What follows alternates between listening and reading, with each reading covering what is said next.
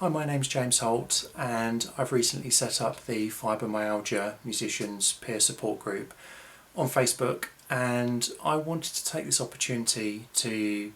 tell you a little bit about why I've set the group up, to tell you a little bit about my story in the hope that it will potentially help others who are going through something similar, and to give you a little bit of insight into what I've done to adapt my playing such that I can play again and enjoy music again. And it's been a hard journey, but I think overall it's been a success. And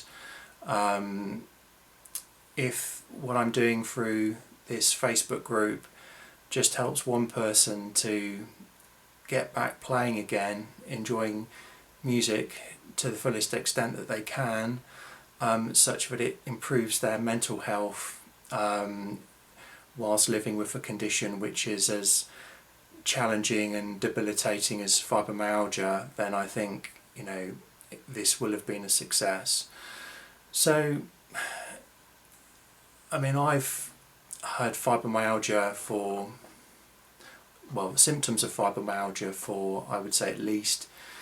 25 years. I'm 46 now, and I understand that there are probably millions of people across the world who suffer from fibromyalgia. They say that maybe 1-2% of people in the Western world suffer from fibromyalgia, and if you put that in the context that maybe 1% of people are at a level with their instrument such that they would consider themselves a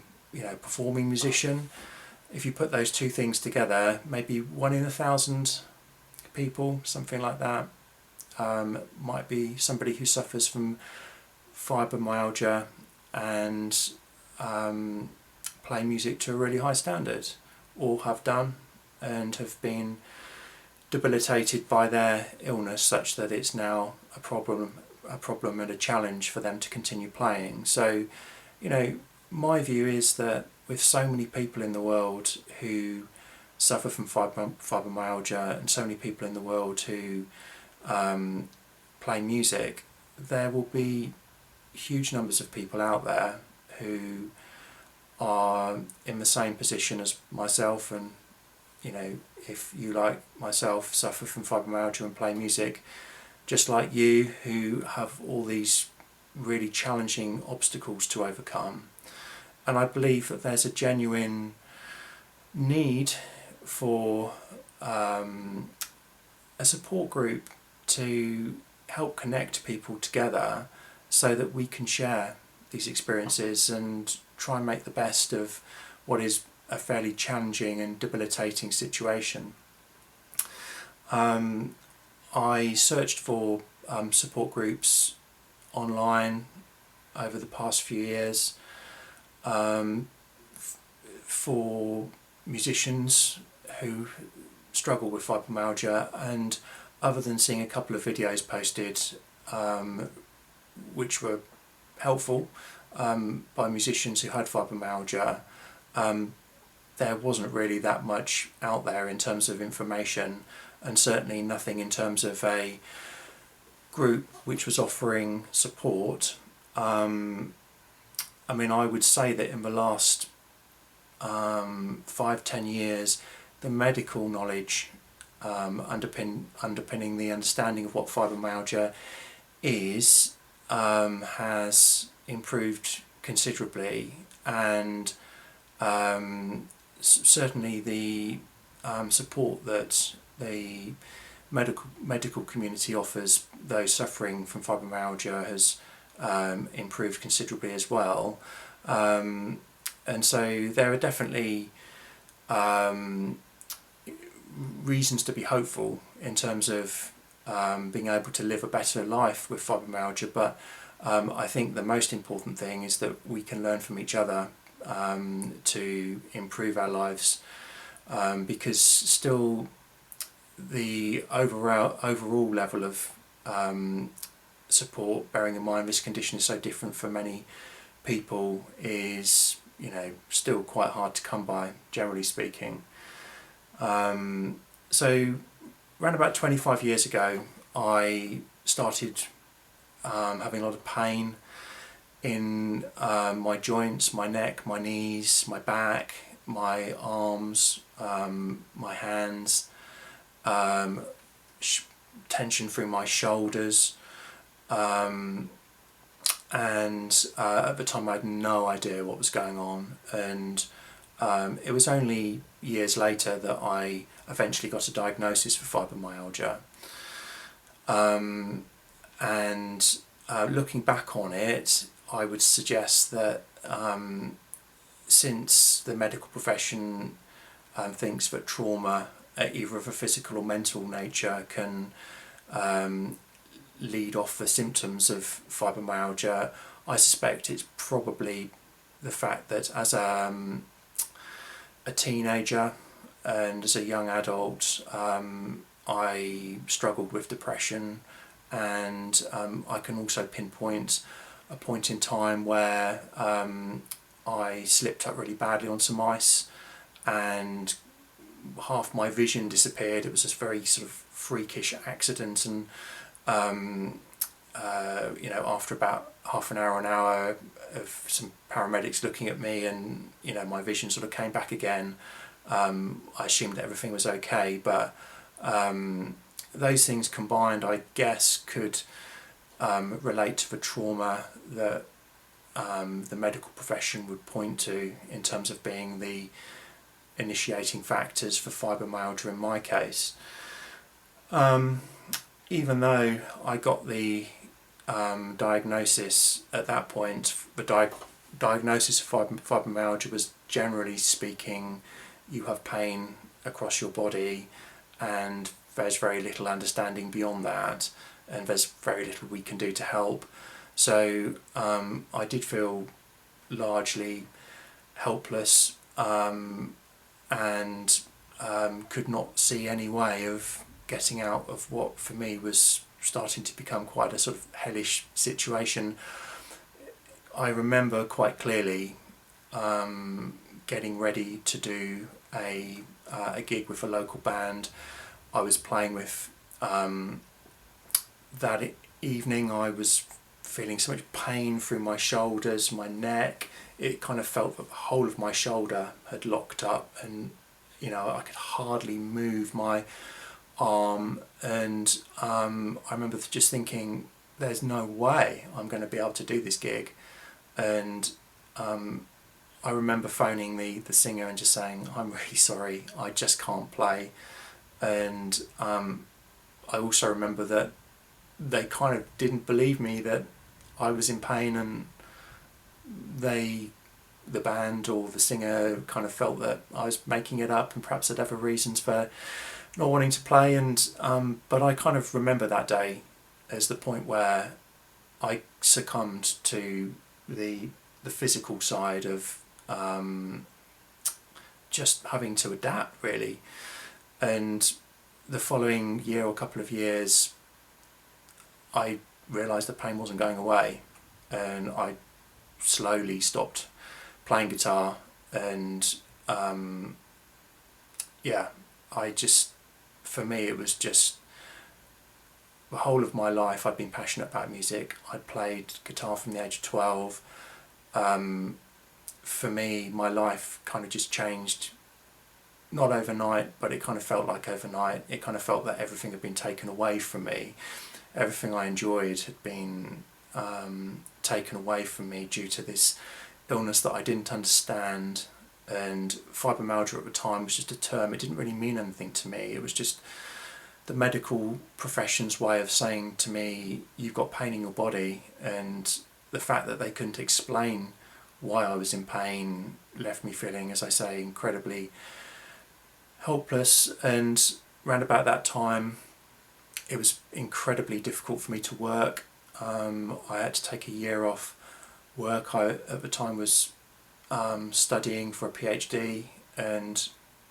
I literally could not use a computer. I would have pain in my tendons in my arms. I could not type. It was just impossible for me to do anything, even social stuff like just going to a bar or pub. If I sat in a chair for more than half an hour, my back would be in agony, and I just wouldn't want to go out. It would be the case of,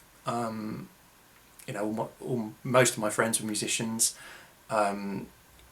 the thought of going out to sit in a pub and,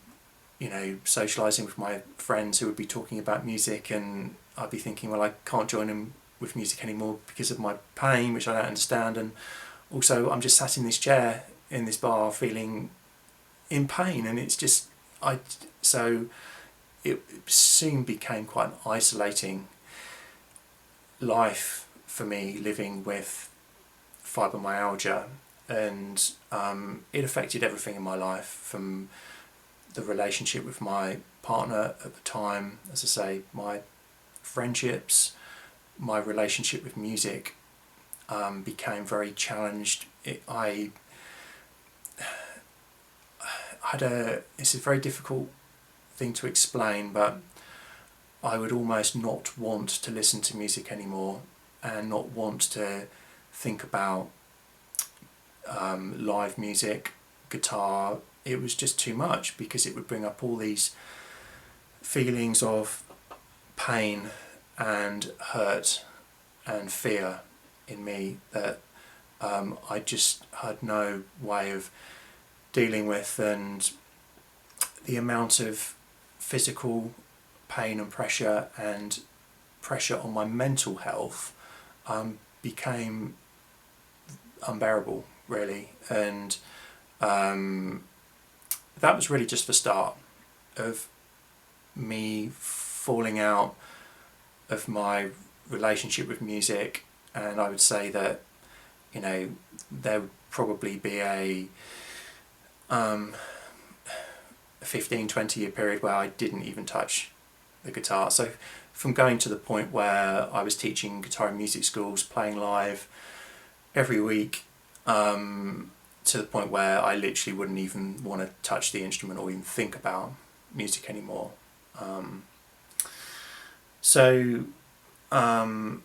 Now things have changed, and I have a different relationship with music, and it kind of started again for me 5 years ago when my partner at the time, who was a singer-songwriter, was talking to me about music, and I just really had the feeling that I wanted to re-engage with it again. And at that point I knew that I didn't really want to go back to playing the sort of music that I'd played before. So I'd been playing a lot of progressive rock. I was getting into playing jazz. I was always interested in the more technical side of music, and I knew that having fibromyalgia, I was never going to be doing that sort of music to a high level again, and I knew that if I was going to do something, it had to be something different. So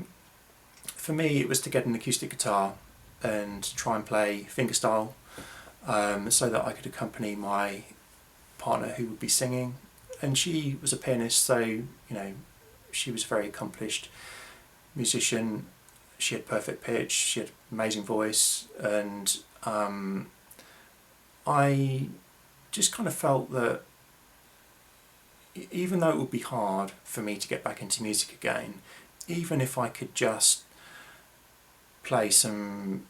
basic songs on an acoustic sort of guitar fingerstyle and it would sound nice, for me that was going to be good enough. And I think that lack of pressure of trying to recapture perhaps what I was trying to do before was enough to give me the motivation to start, because otherwise I think it would have been such a depressing journey to revisit what I'd previously been able to do on the guitar and just not be able to achieve it, because picking up the guitar again, it was painful, and I'd be able to play for a short period of time, and I would struggle to, play for more than a few minutes without my tendons just getting really sore, my neck getting really sore, and it would be a sort of cyclical thing. I'd maybe play for a few days and then stop for a week. But I kind of had the feeling that, I was just going to persevere. It was the first time, I'd say about 18 months ago, that I actually ever met somebody else who had fibromyalgia. And luckily in the UK, we have a course that we can go on. I think it's a 6-week course, which is referred through the NHS, where in a group you get support from a psychologist and a physiotherapist, and it's an educational course where you learn about fibromyalgia and how it affects you, how it works. You get the chance to be on that course with other people, and at that point I really realised how important it was to have peer support. After all, when you introduce yourself, I don't say, "Hi, my name's James, I've got fibromyalgia." It's not really something that comes up in conversation, and a lot of the time you're trying to hide the fact that you have fibromyalgia. When people meet me, they probably think that I look normal, physically normal, functioning normally. They have no idea about what my life is really like, the pain I go through, the mental health challenges that having fibromyalgia causes.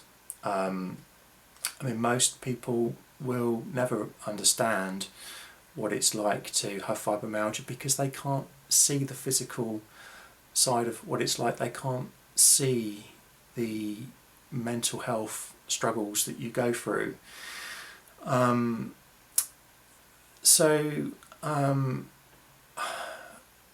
I think the thing that really turned things around for me was starting to really come to terms with fibromyalgia, as I say, with the support I had from that group at the time, and also just before that I had a sort of life-changing moment where the business that I was running failed. It went into liquidation, and it caused me a lot of trauma in my personal life, and it meant that I had to try and do something new with my life. And at that time, I knew I couldn't do a normal 9-to-5 job physically. I knew I just could not do it. The only thing that I felt that I could potentially do was teach music, even though I hadn't done it for 25 years or so. It made me think hard about what I really enjoyed doing and what I wanted to do with my life, and the fact that I didn't want to put the pressure that I had previously been putting on myself by running my own business, employing people, and all that comes with that. The stress of what I was previously doing was immense, and it certainly wasn't good for my condition. And therefore the decision to teach music again and re-engage with guitar, it just seemed to be a very positive step for me to take. As I said right at the beginning, one thing I think is really important for me to be able to do is to be able to share the things that I've done and adapted despite having fibromyalgia, to be able to play again. And some of these adaptations are quite straightforward, others are much more involved and much more complex, and I've spent much time experimenting over many years, trying many different approaches to try and get to the point where I am now, and I think it will be useful for me to perhaps summarise some of the key things that I have found have worked, but I think the best thing for me will really to be able to break these things down in future videos and go into really useful detail about the specifics of what I've done and why I feel it's worked for me, so that somebody else can really properly engage with that and hopefully get something much more meaningful out of what I've been doing. I'd say the key things that I found have really worked have been to really think about the instrument that I'm playing and how I can adapt the instrument to work with my condition, to have synergy with what I'm capable of doing now with my condition, rather than taking the approach that I'm just going to go back to trying to play the way I did many years ago, knowing that I'm just not capable of doing that anymore. So choosing the right instrument to play may mean, you know, as in my case, choosing a different instrument, a different model of guitar, let's say, something which is lighter, something which has a different balance to it, so the ergonomics of it work much more favourably. You know, I'm thinking about what's the pressure on my back, how are my shoulders positioned, what is my neck doing, and you know how are my hands working. And that isn't something that happened overnight. That came through many years of experimenting with different types of guitars and thinking quite deeply about the ergonomics of how I was playing. I think as a sort of separate video, it might be useful for me to talk about the different models of guitars that I've tried, and the ones that I play today, maybe the ones that I'm thinking of looking at in the future, and the reasons behind that. A really key thing that I focused on, in addition to all of that, is the mental side of things. What I'm actually thinking about in terms of my ability to practice, and the psychology of being a musician whilst having fibromyalgia, because the goals that you have, the aspirations that you have, the targets that you set yourself will need to be different, but it doesn't necessarily need to be a negative. Really going deeper with your motivation of why you play music and your relationship with music can sometimes turn out to be a real positive, and taking some of that pressure away from you in terms of the internal pressure many musicians feel when they practice and play and perform to accommodate fibromyalgia, I think is really important, and that is something that isn't necessarily that obvious that you need to do right at the beginning when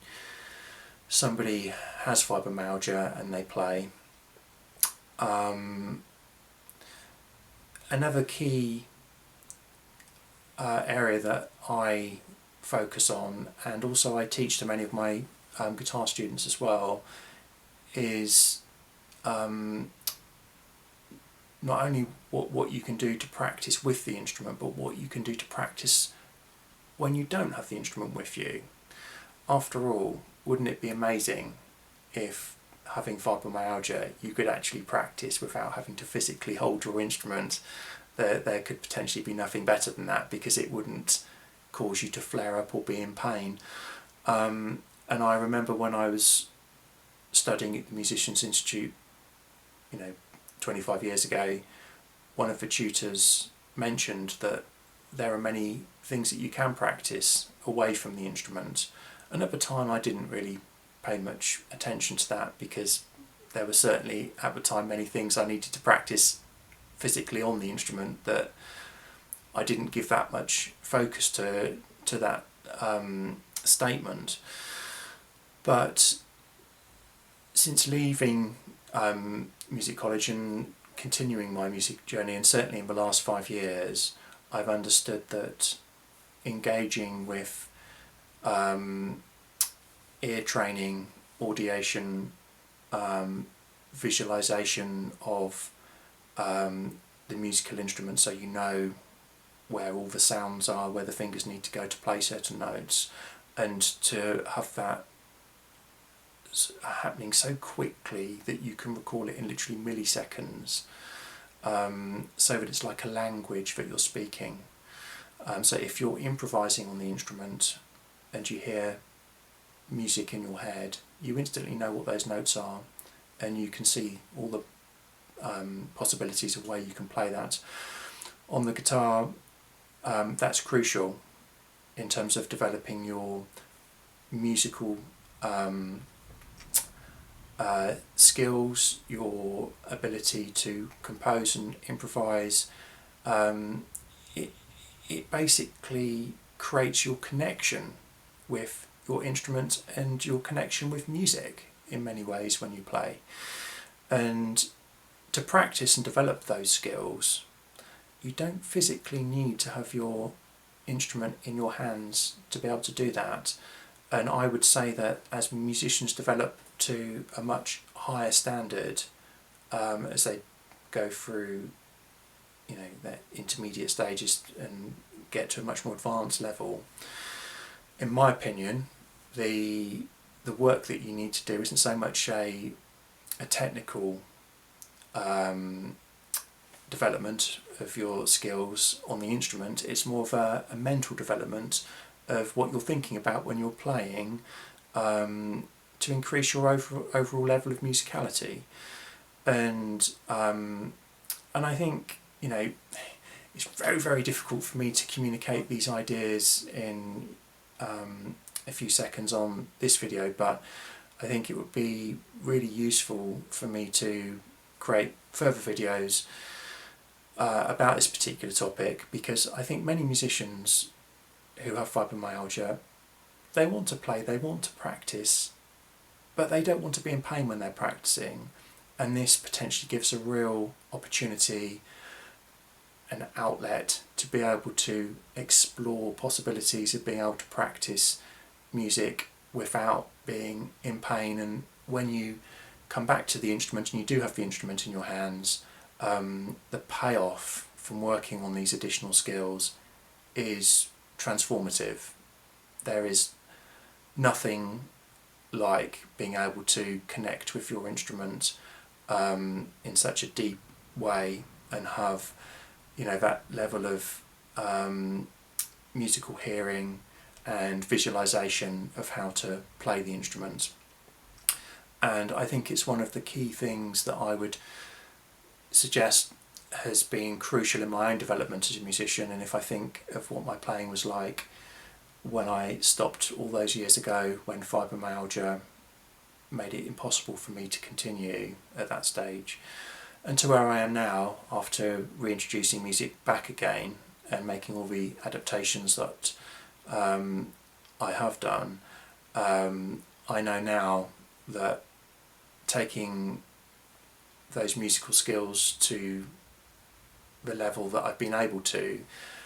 has made myself a much, much better player now than I was many years ago. Luckily, technically, I've been able to get back to the level of technical fluency that I had before, and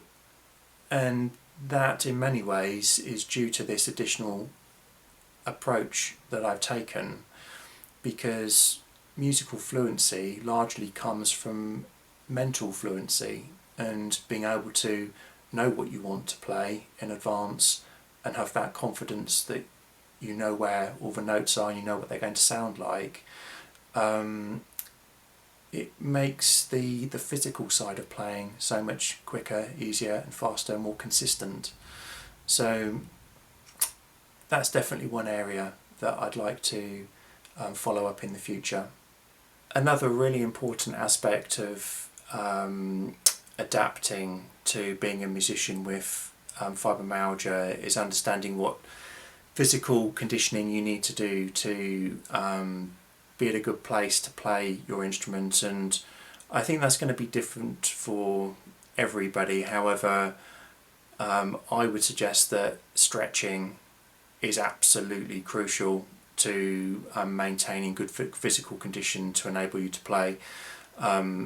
mean, having had pain in my back, my shoulders, my neck, my arms, I would say that doing certain types of yoga exercises, certain types of stretching has been really important to maintaining that sort of upper body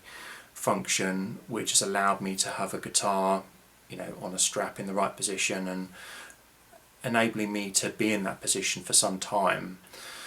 The most important thing that I've found really useful are tendon stretches to make sure that the arms and hands are functioning properly. And I think for me to perhaps dedicate a bit of time to this in a separate video in the future would be hopefully really useful to other musicians to think about what exercise they could potentially do to make the physical side of playing much easier. One thing that I think will be important going forward is really thinking about where we all are as individuals in terms of our playing and how we interact with other people as musicians. That those who are lucky enough to be playing in groups will have pressures of playing in a group whilst physically not being in a good place potentially, and that will come with its sort of mental challenges and physical challenges, and there will definitely be musicians out there who have virtually stopped playing or perhaps can play a little bit, but the thought of playing in a group again and having that pressure of rehearsing and performing and moving all your equipment around and all of that for the gig, it's just a step too far at this stage. And one thing that perhaps as a group we could consider is there are different types of software that you can use which are enabling musicians to jam online. There's very little latency with some of these software packages, and it might be interesting for us to explore the possibilities as the group gets bigger and as we invite more people to the group, connecting some of us together so we can play, jam and connect, because ultimately music is about expressing yourself and communicating what you do with other people, playing with other people. And I think a lot of people who've got fibromyalgia and play music will miss that connection, and maybe that's something that we can explore. Finally, my goals, as I said, with this group on Facebook is really just to share the information, the stories that I have, you have, in the hope that for some people it will make the difference between being able to play again and enjoying music again, and just being able to connect with the instrument and have the passion again for music that is so important to us. And one thing that I really feel is the ability to be able to engage with music or something that you're really passionate about has a tremendously positive effect on your mental health. And if there's one thing which has a very detrimental effect on your mental health, it's having to endure the physical side of fibromyalgia. So as I said before, if this group just helps one person re-engage with music, and that helps them with their mental health, it will have all been worth it to me, because I know how important that's been to me in my journey with music. And like I say, I'm sure with many of you guys as well is equally important, and that support that we can provide each other through sharing our own story and giving moral support, but also practical information that may be the difference between somebody being able to physically play their instrument again, or just putting it away, never playing it again. You know, these things I think are going to be crucial. So finally, I'd like to say, you know, if you guys want to let me know what you think in the comments about some of the things I've been able to share today, that'd be incredibly helpful. And feedback is always useful, good and bad. Let me know what you think. I won't be offended. If you have any ideas about topics that you'd like me to talk about or share in terms of sort of rehabilitation back to playing again, then let me know in the comments. And you know, I want to be able to share the information with you which I think is going to be most helpful, and the only way I can do that really is if I know where you guys are and how I can structure what I'm saying to really help. So thanks for watching, and hopefully we can connect again and all develop our musical skills and re-engage with our passion for music and start to form a community which is supportive and, you know, really makes a difference in all of our lives.